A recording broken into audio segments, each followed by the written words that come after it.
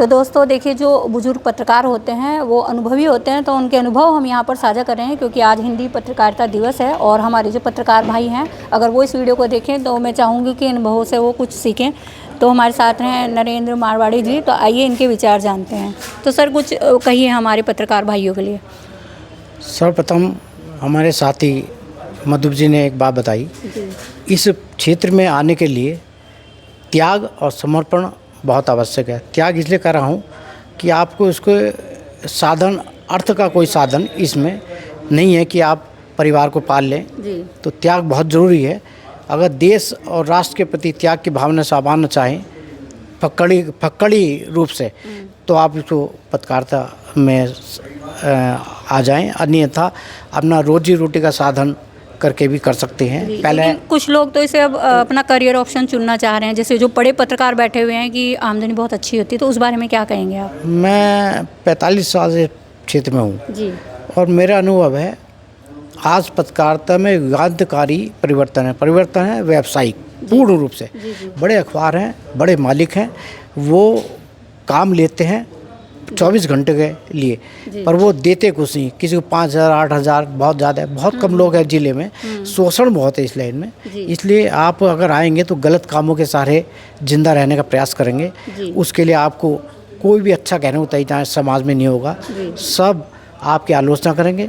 तो आप से मेरा यही है कि पत्रकारिता में आने के लिए आप जीवन इसमें कि अर्थ की कोई गुंजाइश है वो नहीं है, जिला स्तर पे कम से कम नहीं है। हाँ, राष्ट्रीय और प्रादेशिक लेवल पे जो बैठे हैं वो उनके कुछ पेड है। अब आयोग हैं हमारे हैं, मणिसाना आयोग, वेतन आयोग बना, बछावत आयोग वेतन बना, पालेकर अवार्ड बना, ये वेतन आयोग 7 वेतन आयोग बन चुके, पर किसी को किसी अखबार ने, बड़े अखबार ने राष्ट्रीय स्तर पर लागू नहीं किया। वो इसी डर से कि अगर एक पत्रकार को जिले में एक प्रभारी बैठा है तो उसको 1 लाख से ऊपर की पे बैठती है कायदे में, अगर वो ऑन रोल उसे कागज़ पर लेता है तो उससे बचने के लिए सबने अपने अपने हथकंडे अपना अखबारों में अपना लिए। किसी ने समाधान से दिखा दी, सूत्र दिखा दिया, ये सब छाप रहे हैं बड़े अमर उजाला हो और अखबार भी नाम नहीं लेना चाहते सबके में, तो कोई सूत्र से न्यूज़ दिखा रहा है, ले समाधान से ले रहे हैं वो अपनी, पर वो उसे दर्शा नहीं हमारा काम कर रहा है। तो इसलिए बड़ी कटु बात है। एक मुझे जानकारी है, मेरे बड़ा कटु अनुभव है। एक पत्रकार साथी बड़े अखबार के, दिल्ली से जुड़े बड़े अखबार है नेशनल लेवल का, उनका पत्रकार एक एक्सीडेंट में मारा गया।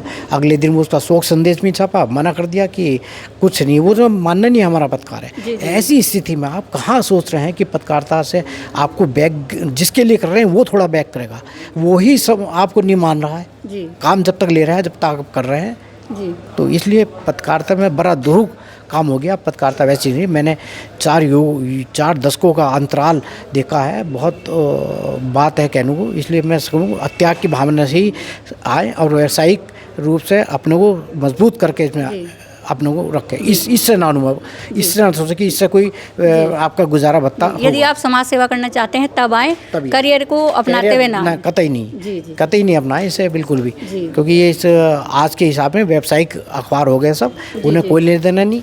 उन्हें जिससे बिजनेस मिल रहा है, बड़ी घटना होगी तो उसको नहीं छापेंगे।